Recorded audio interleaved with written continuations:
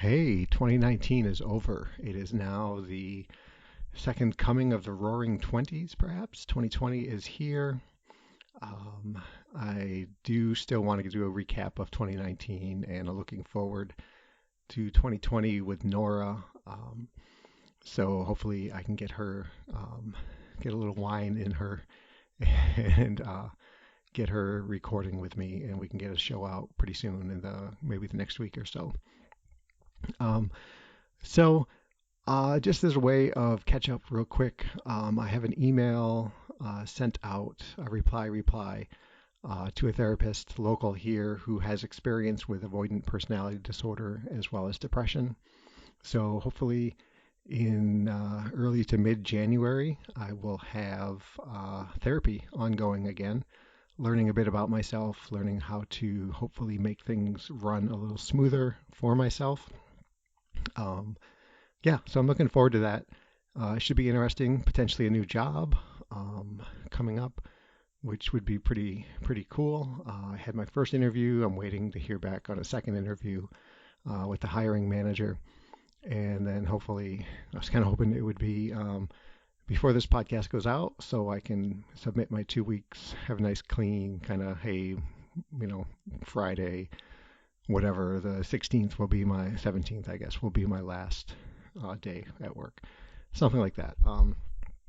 So fingers crossed. We'll see. Hopefully that works out. Hopefully the therapy works out.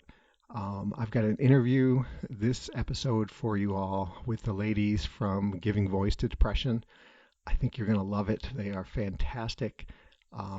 If you haven't, I know I've mentioned their show before, but if you haven't checked them out, check them out. They put out a podcast once a week. They do it seasonally, so I think they're in the middle of some recaps or revisits to podcasts right now, but I think they're going to start putting new ones out right about now. So check them out. That's Giving Voice to Depression. I think you're going to love it, and I hope you do, and I really had a good time talking with those ladies. So, yeah, you know what? It's Saturday, January 4th, 2020, and as of this recording, I'm still depressed, but I'm not dead.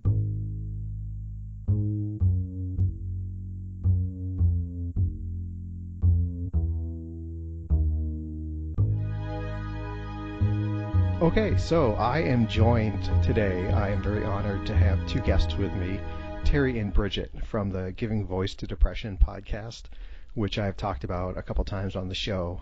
And if you haven't gone and listened to it, I really wish you would. It's a fantastic weekly show that comes out, and they are just exactly what the title says, Giving Voice to Depression. They have different guests on every week.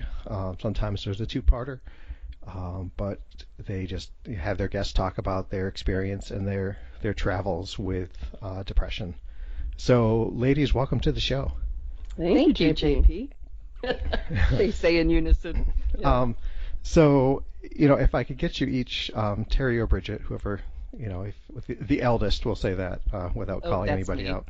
Maybe that's Terry. Just introduce yourself. Tell us a little bit about you. We'll get to the show later on.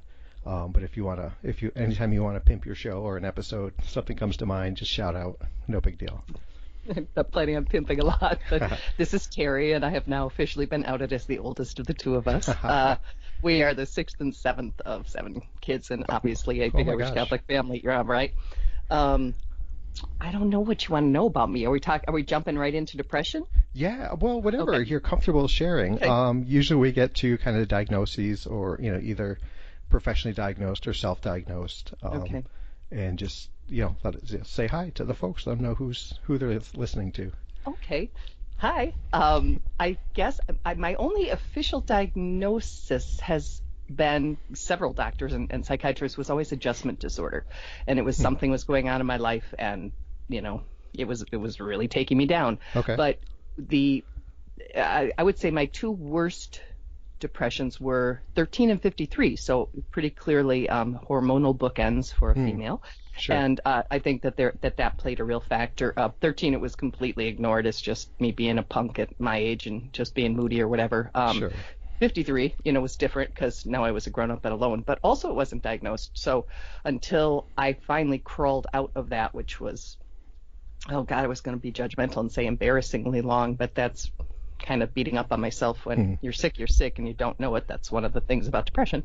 I finally went to the doctor and said, I have depression. I need meds. And he gave them to me. But I would say it was pretty self-diagnosed. I mean, there's no doubt in my mind after spending a great part of 2 years in bed that that's what it was. And the thoughts that came with it are pretty clearly depression. Now that I have interviewed, like you know, hundreds of people with it, it's like, yeah, that's what I had. Yeah. So. Okay. But I'm one of the lucky ones, as is Bridget, but that's her story to tell, for whom meds do work. Yeah, that's great. Yeah, I'm in that same boat. I found a nice little cocktail that seems to do the trick for me for the most part. Right? Good. It kind of levels the field a little bit to give me kind of a leg up to kind of conquer the underlying issues, right? I describe it as putting a floor back beneath my feet. Yeah, as I like opposed to being dangling above some pit that you just know you can drop further into at any minute. Yeah, I like that. That's very, very poetic and feel free to use true. It. Okay, thank you. So, and you said, I'm sorry, adjustment disorder. I think that's what they say when they want to be able to prescribe you meds but not define you by a mental illness. They're sort of being gentle about it. Okay. And it was never horrible. Those were times that I would describe now as, I don't know what levels I want to use, but I definitely was affected enough that I went to a doctor and got on meds, but it was nothing like this last one. This one took me out at the knees. Yeah.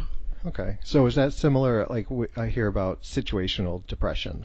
I think it is. I think it's just, it's the sort of gentle diagnosis that they're really comfortable making because it's not going to put any stain on your chart. And all that's just stigma. Right. But at the time, I appreciated it, I guess, because I got my meds without having to be defined by something I probably wasn't ready to be called yet. Now I could shout it from the mountaintops. I have zero shame. So it's just something you have, like any other illness. Yeah. Well, I'm glad you found some medication that works for you. And Me too. Yeah, that's fantastic. Yeah. I'm glad you found a medication that works for you too, Terry, because I just went in and asked for the same one that you take. You're my sister. Wow. I was like, oh, this is what I need. She's like, okay, here. I asked for it too. Yeah. Can I ask what medication it is? Go, bug. You remember, Terry. I think we both take 10 milligrams of Lexapro. Okay. All right. I mean, I know I do. That's what you take. It's the generic. That's why I don't know. Oh, yeah. Sure. Yeah, exactly. Yep.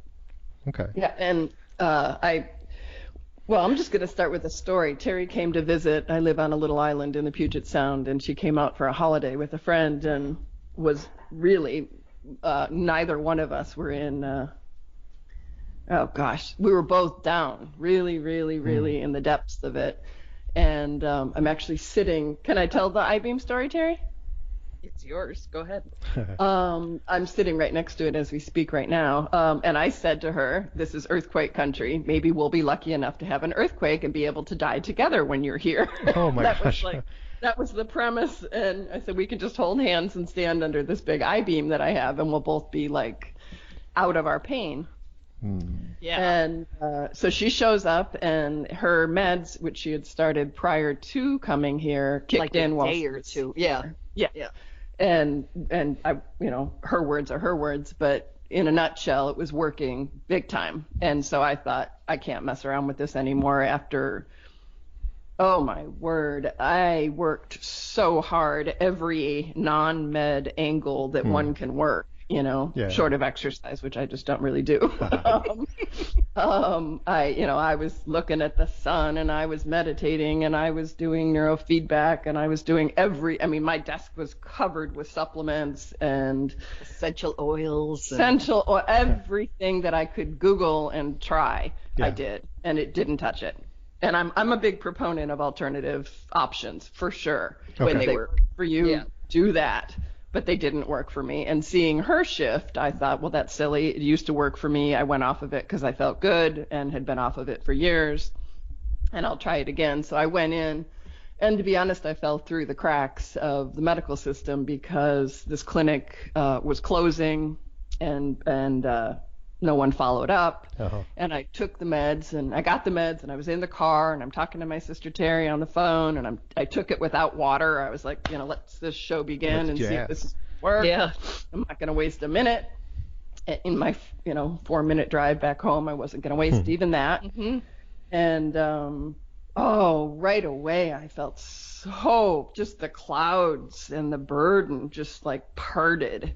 I mean, literally I was like, oh, and I thought, why did I wait, Mm-hmm. And then about 3 days later, man, I have had bouts of depression my whole life, but I've never had suicidal thoughts, and I was obsessed with it's all that was in my head. Yeah. So the meds, definitely. I remember the warning of teens, could have suicidal ideations from starting the meds. My sister knew, my husband knew that I was taking new medicine, and I don't even have words for the depth that I went to. Wow. Brand new bandwidth for me. And all I could do was, it was dark. All I could do was fight the thoughts in my head. And about 4 days later, just like that, just like it came on, it went away. It never occurred to me to take myself off of the meds because this was a bad reaction, or to call the doctor, or to tell my sister or my husband. It just felt all consuming, and it felt truthful, and it felt like the words I want to say are, it was me, it was just me. And so what good would it didn't occur to me that it was an outside influence. Never crossed my mind. Right. And therefore I never went off the meds thinking that it could have been that. And just like it popped on, it just slipped away about 4 days later. And ever since, I've still been on the same meds. And I have to say, there's not a day that I'm not filled with gratitude that I am one of the lucky ones that if I take this little pill, I really feel quite well. Yeah. Yeah. Well, I'm glad you made it through those 4 days. That's harrowing. It was harrowing. It was humbling and harrowing and exhausting and frightening. And astonishing in hindsight that I didn't put it together. Yeah. Because I did not feel that way prior to going on the meds, ever. Nowhere near it. Wow. But that's depression, right? Yeah. It's like addiction, it's an illness that convinces you it's not an illness, which is one of the most devious things about it. And I interviewed someone, and I wish I could remember who so I could attribute it, but she used the phrase that you, rather than seeing those thoughts, and whether it's a symptom of the medication or depression, as a symptom of an illness, you see them as previously unacknowledged truths about yourself. And it's just like, oh, now I'm being honest. I really am worthless. I am a burden. I have no value to this planet. And, if we all talked about it like we are, somebody'd say, oh, yeah, that's that thing depression does, or that's what meds can do when you go on them to treat your depression. But because we're all in these little islands alone, thinking it's just uniquely us, we think that whatever our brain tells us is true because that's how we survive and live. When your brain tells you something, you believe it most of the time. Right. And it knows everything, right? I mean, it knows exactly that punch list of your weaknesses, your vulnerabilities, your all of it. I mean, it just knows exactly what to say to take you down. Right. Yep. Yeah, and that's the whole insidious nature of depression, is that it's weird because we want to talk about it like it's a third party, right? But it's still it's just like you said, it's us, right? It's an illness, but it's us. It's our brain fighting itself, and so it just seems so matter of fact, right? Like an inside job. Yeah. Well, it sucks. So what's life been like as far as your relationships with friends, and obviously your sisters, so the family aspect, I assume you're pretty open, talking with other brothers and sisters, or am I wrong with that? Neither one of our families knew we had depression until we started the podcast. Oh wow, okay. Not our own children. We didn't know, Terry. We didn't know. I didn't know. We knew before we started the podcast. We were both on meds. Well, Yes. yeah, but we didn't. I mean, I don't know. I don't want to. I just sounded a little blamey, and I sure don't want that. So, I didn't mean that. I didn't mean that. We had not shared with them. We had not communicated it clearly, I guess. It's not that we hid it. We just didn't, I don't know what, just didn't tell them. Or maybe, I guess I see what you mean, Bridgie. Okay. Yeah. It never crossed my mind. I mean, I remember, since it's almost Thanksgiving, I remember Thanksgiving that my kids came home and I couldn't do it. Could not do it. This was right during this bout. And I was literally in bed. And, I was trying so hard not to, wreck it all.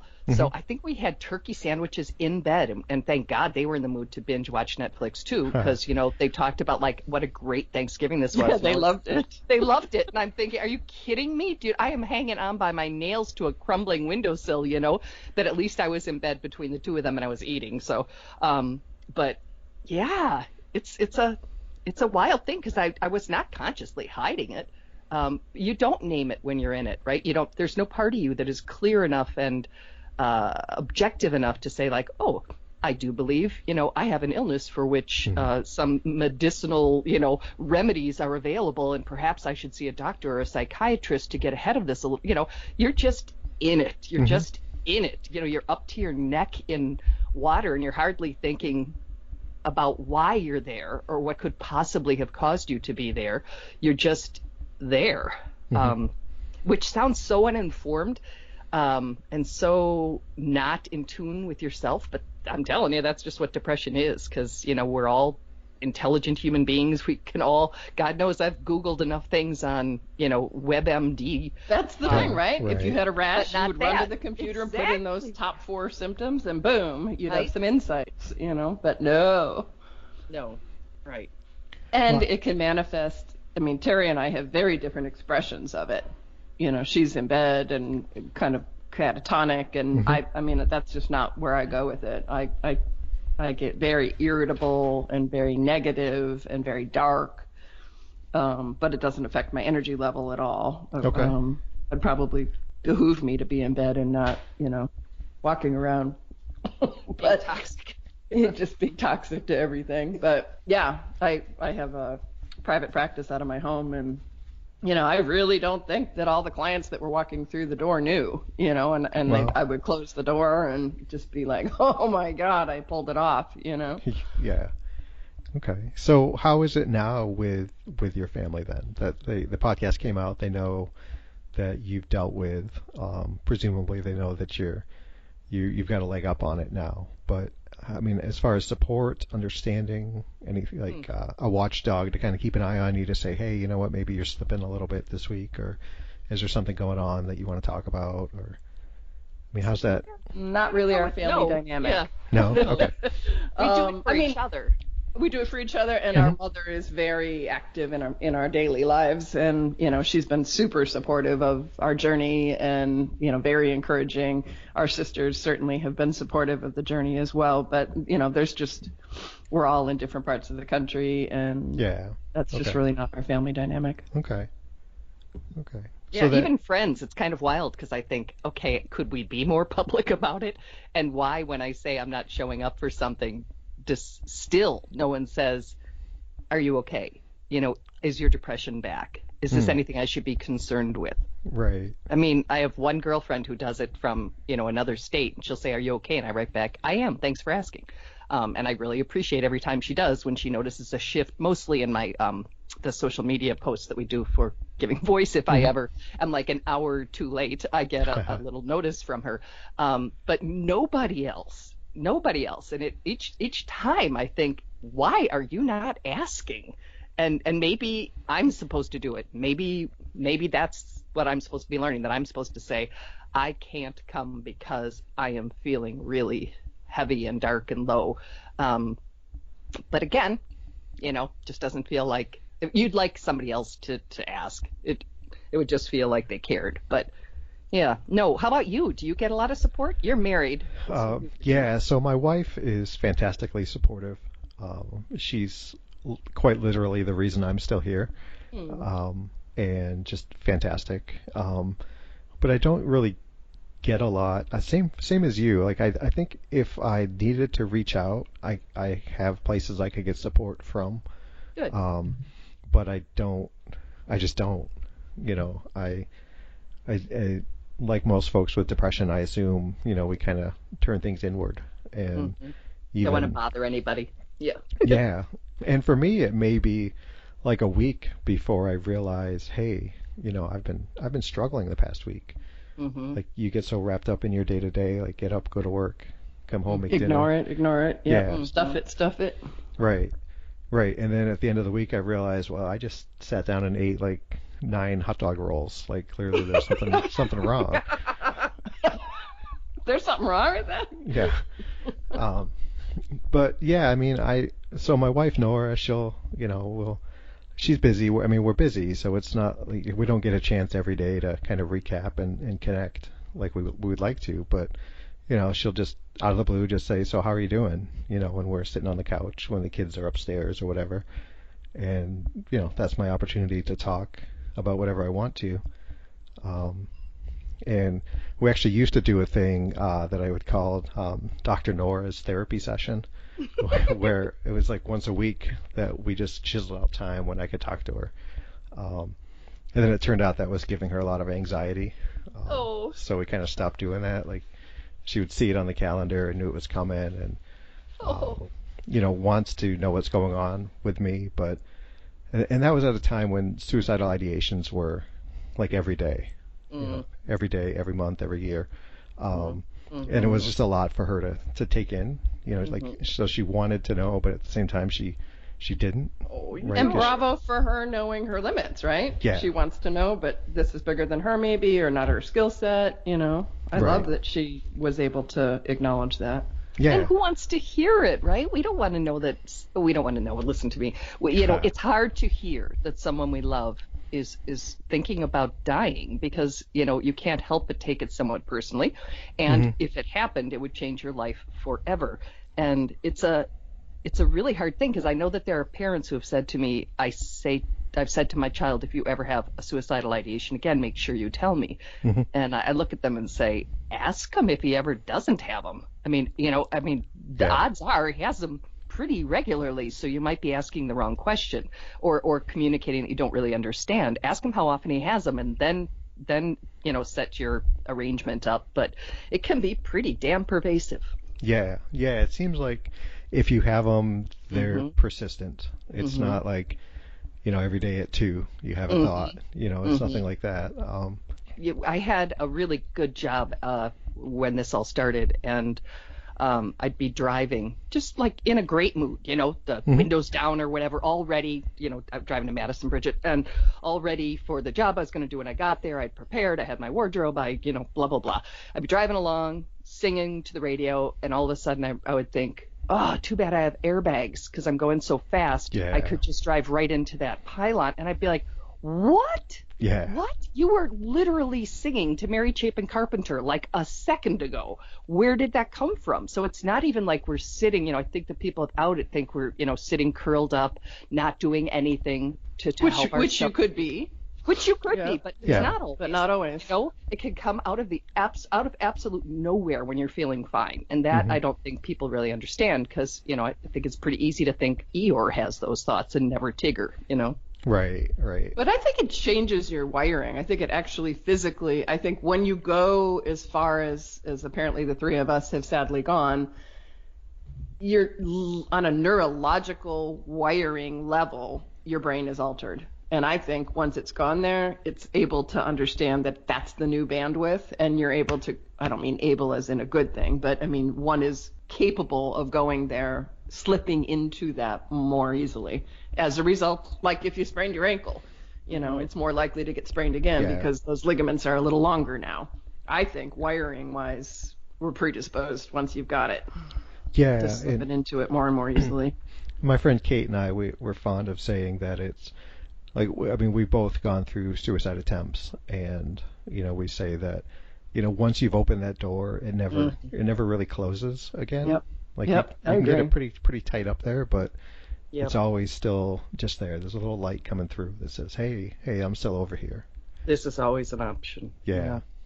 And that's why when I see like hashtag suicide is never an option, I think, do you understand? Yeah. It's always an option. It's just a horrible option. Right. It's just an option that we need to do everything we can to avoid in ourselves and others. But, it's there, and pretending it's not is, I think, just my own opinion, I think not helpful. Right. Yeah. And the thing I don't like about those, and you see suicide is 100% preventable. You see those kind of things. And if you take someone who's there in that place, like it's not a horrible option, right? It's not. It's the end of pain. Yeah. It can seem like the most logical thing in the world in probably what's an illogical, broken mind. There's probably some kind of psychosis going on at that moment, but. It is a horrible option. I think we need to say it is a horrible option, but it doesn't seem like one. Yeah, exactly. Yeah. Yeah. Right. Yeah. And in the moment you forget that there isn't, some cycles are longer than others, but that there is an ebb and flow to it where things do get better. Or can, it does thin out. The three of us are talking. The three of us are literally at this moment living proof of that. Right. Yep. Yeah, absolutely. Absolutely.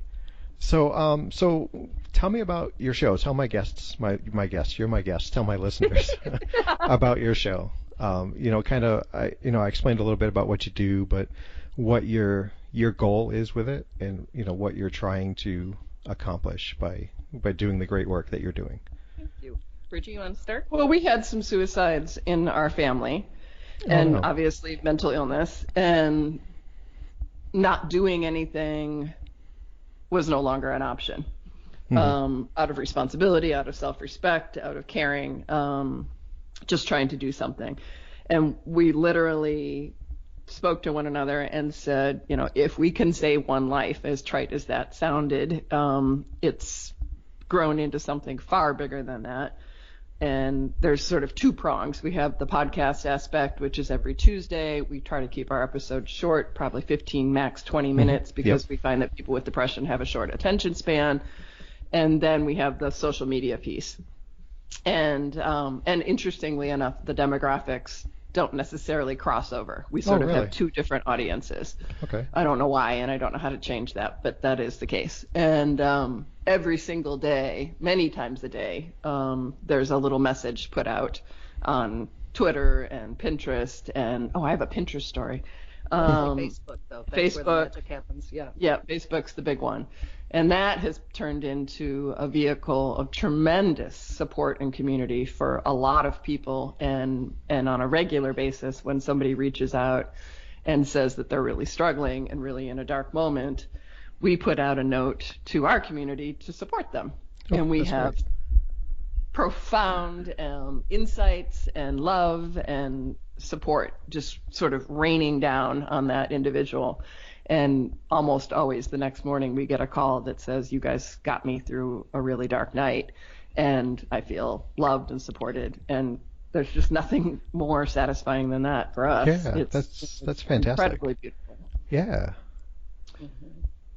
And just the idea that when, if somebody is going to their doctor, a psychiatrist, a psychologist, a social worker, I don't mean to leave anybody out, or even talking to supportive family and friends, they are getting some help. But a lot of people aren't, and we didn't. And that was one of our goals, was how can we reach people who aren't reaching out? And the idea, we had someone literally saying he was planning his death and listened to the podcast while he was finishing up what he was doing, and realized, he said, I Googled depression and you came up. He just wanted to know if anybody else felt the way he did. Yeah. And he listened, and when he heard thankfully it was an episode where someone was discussing the thoughts that depression puts in your head. And when he realized, you're a burden, you whatever value you had in the past is gone, your future is, this terrible day you're having is probably the best one you'll ever have. All of that he went, oh, this isn't me, this is it, this is, and he did not die. And he wrote us, and that sort of thing. I mean, there's just, I can't think of any better use of 7 days a week. So, that's, it's an amazing and a powerful thing, because there's some, there is it's so hard to be alone when you're hurting. It's so hard to feel so bad.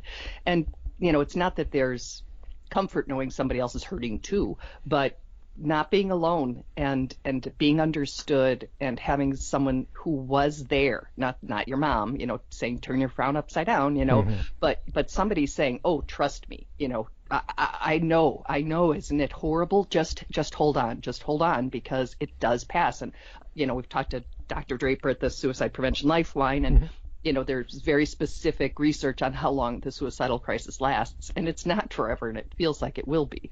So if you can get through that, and if we can learn not to let someone alone while they're going through that, we can make a difference. And, we were unaware when we started that suicide prevention was basically what we were doing.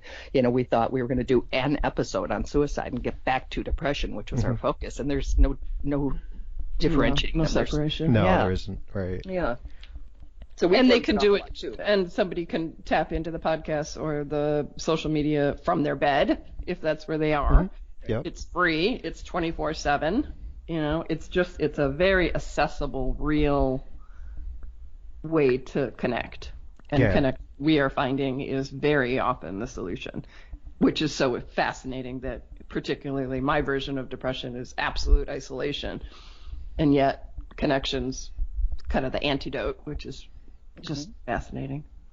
Yeah. There's a lot of power to not just knowing someone else is experiencing the things you are, but hearing someone use the same words. Yes. And I'm a big proponent of DBSA, Depression and Bipolar Support Alliance, and NAMI, and they have their group meetings. And I can't recommend them enough to someone who's struggling to just go and listen to other people talk. And from the beginning you feel like, hey, I belong. Yeah. And not a group any of us would want to be a member of. We are currently sponsored by Mental Health America of Wisconsin, so that is another good resource out there, and they have 400 chapters across the country. So. Oh wow, that's great. Yep. Yeah, I'll look that up. I'll put that in the show notes for this show. Thanks. That's great. I have to mention, just because I found it absolutely fascinating, on Friday night I got a text from Pinterest, and somebody was reaching out and said that they wanted to connect with me or something, and to be honest, Friday night I didn't want to, and so I declined that request and kind of regretted it as soon as I did it, because I realized it could have been something. Anyway, I got another email from Pinterest, and I think it was a reflection of the fact that we post after post after post after post on our Giving Voice to Depression board on Pinterest. But, truth be told, a lot of my pins are about depression because of that. And they noticed that some department, some algorithm watching some algorithm, and sent out a note basically saying, are you okay? And, get help. Yeah. Isn't that fabulous? And that's amazing. Love it. Yeah. It is good. So I do think there's a waking up happening on many fronts, but certainly mental illness being one of them. Yeah, that's fantastic. Okay, so where can we find your show? Do you have a website, or are you just we do? We have givingvoicetodepression.com. Okay. The podcast itself is on they always say everywhere you find your podcast, but it seems like an awful lot of people still don't know what that means. So you can find it on our website, but it's on iTunes, Spotify, Stitcher, the smart speakers. Yep. I don't even know. We're Apple Podcasts, all those kinds of things, iHeartRadio. And then we're on all of the, Tumblr.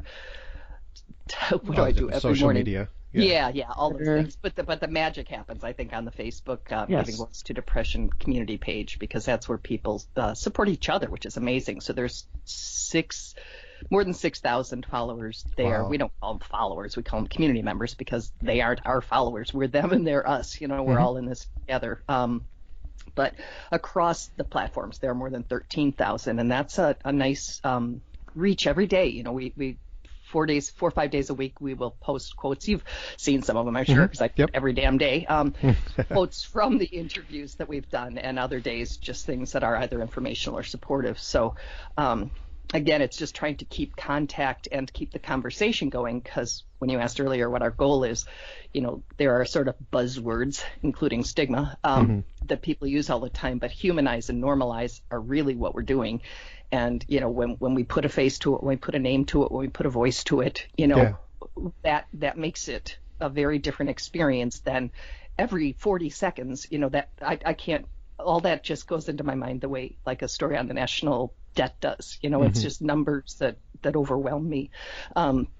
So we make it people like you do. We humanize it, and then the more we talk about it, the more normal it is to talk about it. Sure. And hopefully the less, I'm going to use that other word, stigmatized it is, and the less reluctant someone is, because as well as we do that the minute you start talking about it, then someone else says either me too, or oh, my cousin or my brother or my partner or my little sister, whatever it might be, has that, and or talks just like that, or has been different lately, all those kinds of things, and then you've started the discussion, which is the goal. Yeah, that's exactly right. It's kind of every voice we add adds a voice to the chorus, right? Oh, I like that. Nice. I'm really still in that one. You can borrow my earlier one. I'll take that. Okay, all yours. Thank you. Okay. Yeah. Well, I want to thank you, ladies, so much for coming on the show. This has been fantastic, and hopefully we can do this again later on. I'd love to have you back on anytime. Oh, anytime. Thank you. Well, thank you, JP, for, we're all out there doing what we can do and trying to manage ourselves and support others, and it can be a lot. So I appreciate you doing it too. Yeah. Thank you for all the work you do. Stronger together. Yeah. Yeah, you too. I see you all the time. So, and I rejoiced in your half marathon yesterday. I was like, yay, you finished! So impressive. Yeah. Thank you. You're welcome. Very cool. All right. Well, you ladies have a really great day. Okay. Thank all you. Right. Everybody, take care of yourselves. All right. Thank you. Bye-bye. Thank you.